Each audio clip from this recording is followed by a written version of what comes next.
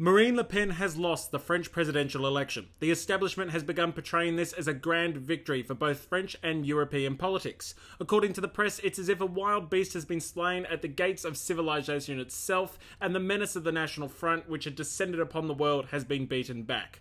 This viewpoint, if I may be frank, is complete nonsense. Marine Le Pen may have lost the 2017 presidential election, but until the victory of Donald Trump, she was never considered a chance in the first place. 2022, however, the year of the next French presidential election, is a completely different ballgame. That is the election that Marine Le Pen was always meant to win, and with Macron as president, her chances are only going to increase. Let me explain why.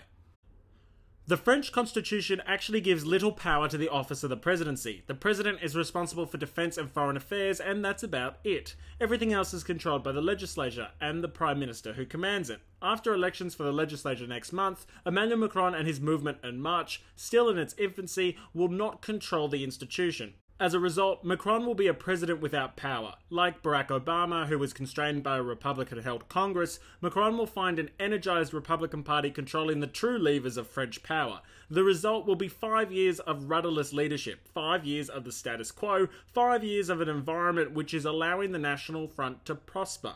After 5 years of failing to accomplish his mandate, Macron will be a sitting duck, and more members of French society will be driven to the edges of the political spectrum, seeking a way to jumpstart the French economy, reduce unemployment, and tackle key social issues. In short, the next 5 years will act as an incubator of support for the Front National.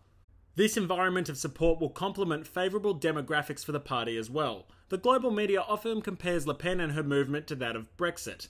However, the demographics fueling these political happenings are quite different. The largest demographic for National Front support comes from voters aged between 18 and 24, where Le Pen polls around 40%.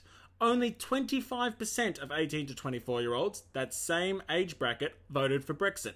Brexit was fueled not by the young, but by the old. What does this mean? Well, it means that the Front National is already a movement fueled by discontented youths, and a Macron presidency is merely going to deliver another 5 years of the same circumstances which fueled this discontent. The result is inevitably a boost for the Front National and other parties on the far left and far right.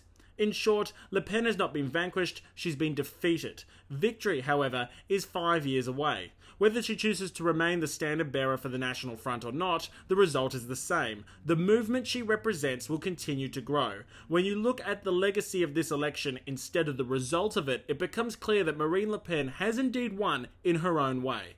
Had she been elected, like Macron, she would not have controlled the French legislature, the true centre of French power. The next 5 years gives the National Front more time to foster its support and strength, meaning that when 2020 does come around, the movement has a solid chance at claiming both the presidency and the legislature, instead of just the former. Thus, Macron's victory in 2017 has delivered 5 years of future growth for the party. But perhaps more importantly, the result ensures the Front National didn't claim the presidency before it could claim the legislature as well, which it needs to implement its mandate. Had Le Pen won and been unsuccessful in implementing her mandate, the movement could have been delivered a blow that killed its current momentum. As a result, the 2017 loss is a blessing in disguise. It is merely sowing the seeds of victory to be harvested in the future. Thanks for listening to Black Swan Politics. Don't forget to subscribe.